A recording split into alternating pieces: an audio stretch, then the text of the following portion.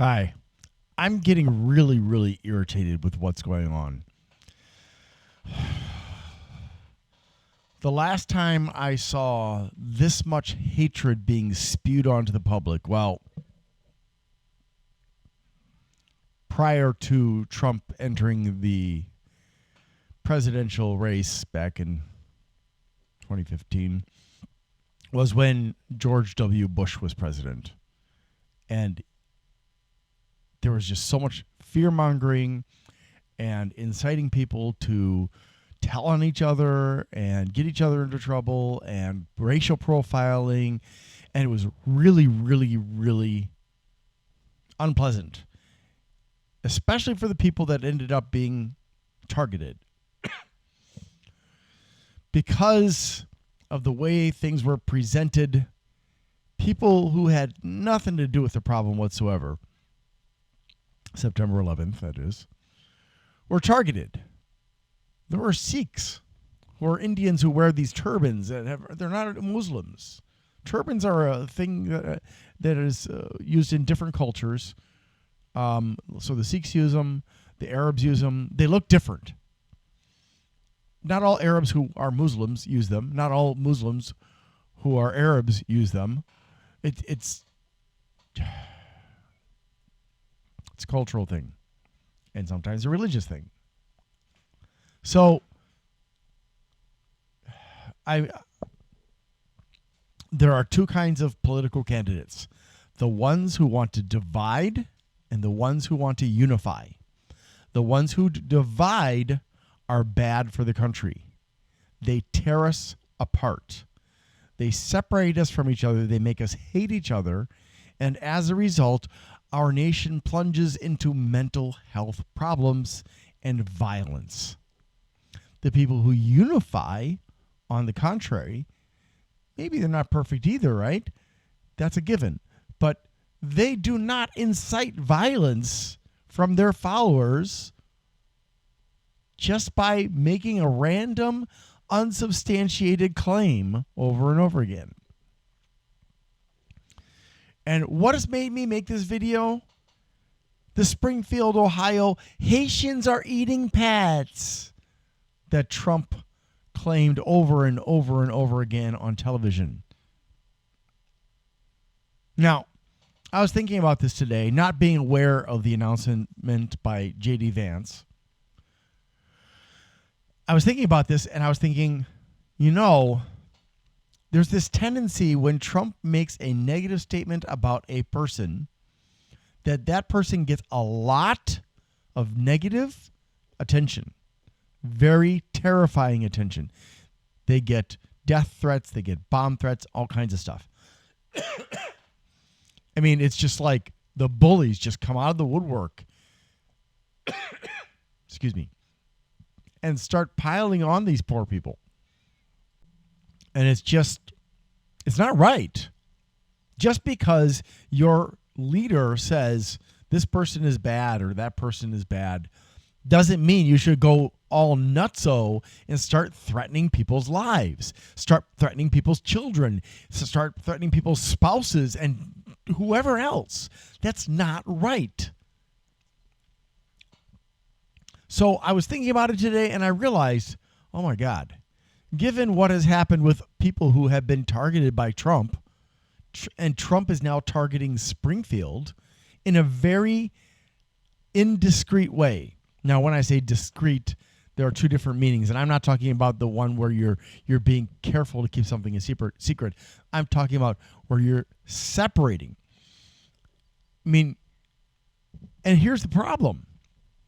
The police in Springfield say what Trump has said is not true. The mayor says it. The city manager says it. And some county officials also say there isn't a problem with the Haitians or anybody else eating pets. Well, there is a woman eating pets in supposedly in Ohio, but she's 3 hours away from Springfield.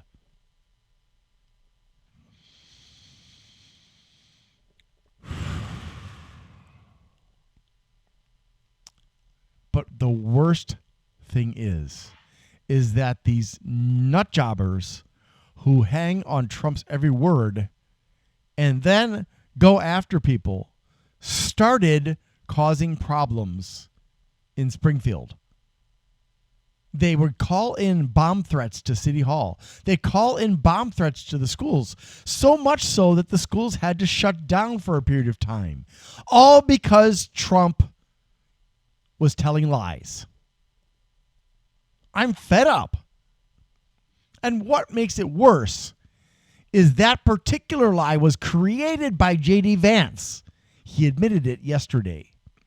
Why? Because he wanted to put more attention on the already overexposed attention to immigration, which has been entirely distorted by the Republican Party, and especially at the leadership or following the leadership of Trump and his constant lies about immigration, about people being sent in from prisons and insane asylums, which there is no proof for, that they're running in drugs. Well, most of the 90+% of the people that are bringing drugs in from Mexico are American citizens. They're not Mexicans fleeing the cartels.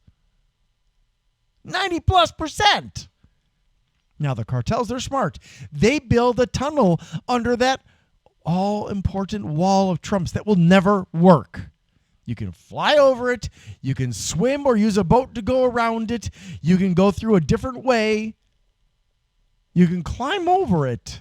You can build a tunnel underneath it. There's just no feasible way that a physical wall is going to achieve the goal that Trump says. But this is not what I am ranting about. I am ranting that every time Trump targets somebody with a lie, his fanatical MAGA followers go nuts and start attacking. Now, most of the time, fortunately, it's just words. But words can terrify people. You get bullied by one or two people. That's different from constant phone calls, emails, text messages being, oh my God. Bomb threats.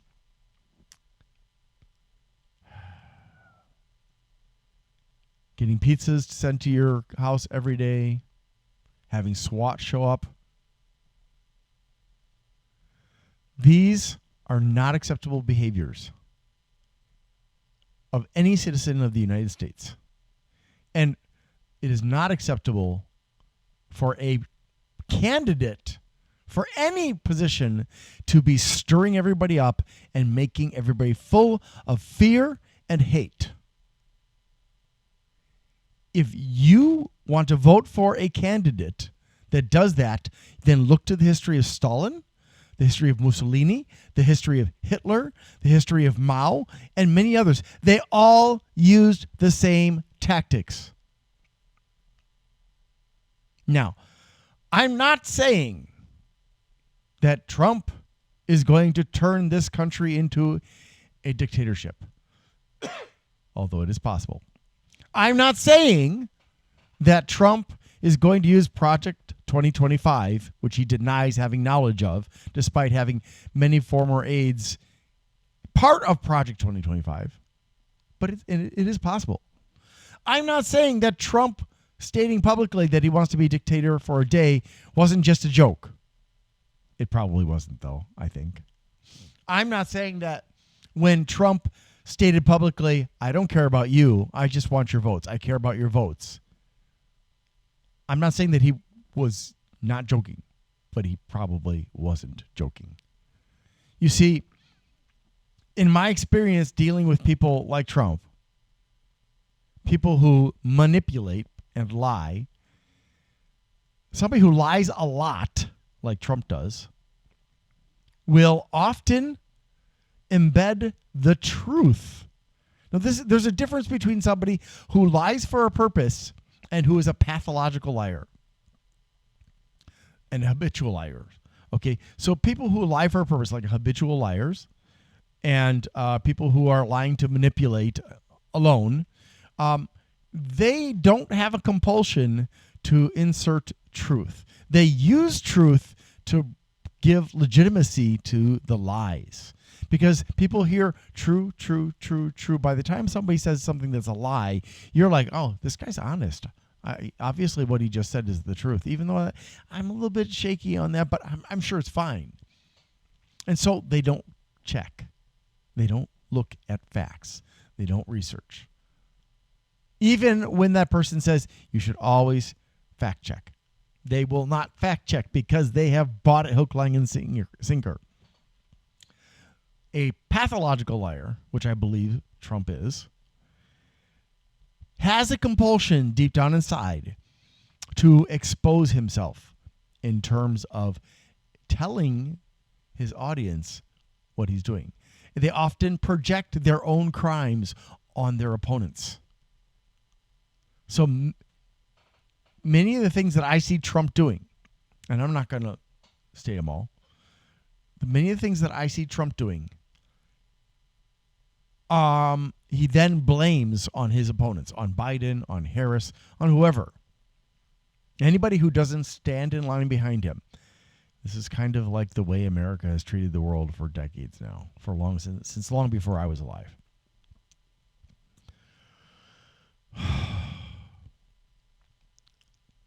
I believe that Trump is unfit mentally. I believe he's a pathological liar. He's delusional, paranoid, early stage dementia. Still very, very sharp, but early stage dementia. I also believe he's a narcissist, and he may well be a psychopath as well. And there may be other things about him that are pretty scary. I believe that he's in it for himself, that he's not actually a Christian, and he's just using the Christians. I believe he's a misogynist, a womanizer, and a racist. I have no idea why any Christians who believe in Jesus' message are following him. It baffles my mind. And there are people I know and love who are following Trump, even though his behavior is so blatantly anti-Christian. Now, I'm not saying anti-Christ. It just boggles my mind. But on the psychological level, I understand. When you're brainwashed, you can't see the truth. So Trump and Vance, I realize that you have an agenda, that you want to use immigration to scare everybody into voting for you. Despite the fact that when a bipartisan effort to pass an immigration bill would have worked, except for Trump said, no, I want that for the next election. Don't allow it to pass.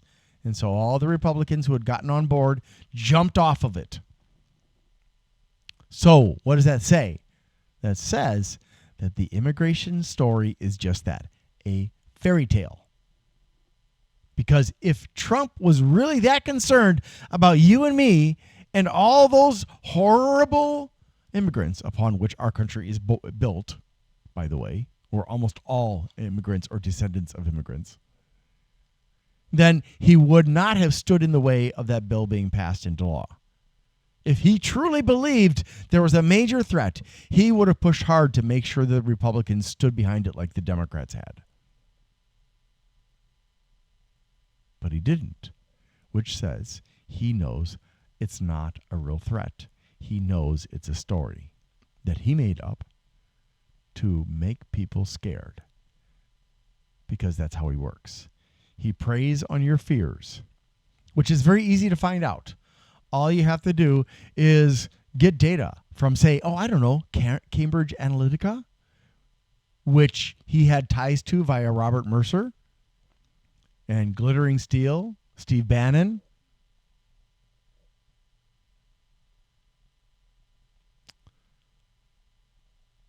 And those people in Cambridge Analytica are professional PsyOps data experts. They used Facebook surveys to find out everything they could about everybody who completed them so that they would know you better than anybody else, and sometimes know you better than you know yourself. And that data was used and continues to be used by Trump and his allies to manipulate and control you. He has turned you into sheeple because he knows what buttons to push. He knows what you want and what you fear. And he and his team use that against us. I'm not saying you're stupid for falling for it. You're not. It is a psychological trick that is very powerful and is time tested. It has been used over and over and over again by despots and tyrants and criminals, some of whom are politicians or were. But when a presidential candidate spouts lies that result in schools in an entire city closing, city hall closing because of bomb threats,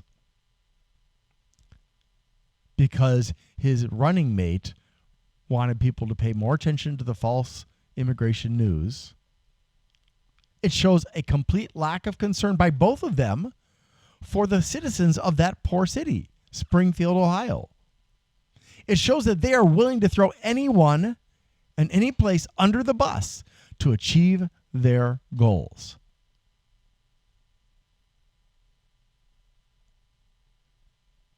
I am incensed by this. I don't know what to do. I know that this is not going to help sway the people who are on Trump's side, because presenting logic to these people does not work. It's not because they're stupid. It's because they have been manipulated, gaslit, had their buttons pushed, psychologically tricked. And once you have been put into that position, logic doesn't work. You have to use emotional manipulation or some kind of an emotional plea to people. So, look, let me try it this way. I'm begging you, people, please.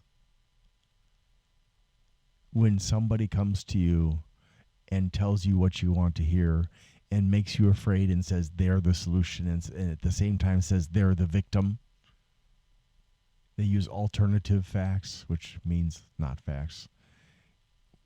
And they make you feel like it's okay to be violent. Those people are using you. They will get rich and powerful, and they will throw you away because they don't care about you. They just want your votes. They want your money. They want the power of the mob. You are being duped. You are being used as puppets. Wake up. Hi. Thank you for watching my video. And I hate doing this, but things have gotten pretty sketchy with my employer. And without going into all the details, which I have covered at other times, at least in part, I need some financial assistance. If you have the opportunity to do so, that's great. If you don't, even if you can just put in a word of support in the comments, that helps. To have even just that is good. But financially, I need to be able to carry on doing what I'm doing with these channels. Not so much this channel, not so much the Eclectician channel, which is mostly just me learning about stuff and sharing it with you, but with my Glenn's Fast Reviews channel, where most of what you see that I review, I've purchased myself, or I've gotten at a food pantry, or somebody gave to me because they know I do reviews. But I have invested huge amounts of money in it. And at this point, with a little over 1,800 viewers, I'm earning maybe $125 a month, which doesn't cover the cost of what I've done, let alone the ongoing cost. And then even worse than that is my third channel that's the PC Expert Amateur, which I've invested a large sum of money that I should have been saving for my retirement. because I wanted to be able to present a lot of information about fans and air coolers and water coolers for computers and other things as well. And in order to do that, I had two choices. I either had to make deals with manufacturers and sell my soul, or stick to my ethics and pay for things myself in order to not be beholden to somebody and not feel like, oh, I owe them. So yeah, it's pretty costly, and with the situation with my employer Amazon, in which the workers' compensation company Sedgwick refuses to fix my shoulder, which was injured at work over a period of months last year because Amazon's management refused to abide by their own policies to provide me support. I may end up having to pay for the surgery myself with the help of my insurance, and that will still be very expensive. And then I would be out of work for at least a month. So switching to another job, it would be hard, because if I come to you and I say, hey, I want to work for you, and you're like really interested in me, and then I say, oh, by the way, in the near future, I'm going to be having a shoulder replacement, so I will probably be out of work for a month. You're probably going to say, I'll pass, thanks, though. Which would actually be illegal, and you won't tell me that's why you're not choosing me. But, it is a problem, especially with me being as old as I am. I'm almost 58. So if you could please, if you can either go to the my YouTube channel, Glenn's Fast Reviews, and you can make any kind of a donation on there, any size, any time you want, through that, because that's my monetized channel. Or you can go to patreon.com. That's patreon.com/Glenn M-I-I. That's GLENNMII. And you can make a recurring donation. The smallest one I have on there right now is $10. If that's too big for you to give on a monthly basis, let me know. I can always add a smaller one than that. I just need to know. But again, if you are financially strapped, please don't send me money. I don't want somebody else getting into trouble financially just to help me. That would weigh very heavily on my conscience. So thanks again for watching this video, and let's make the world a better place.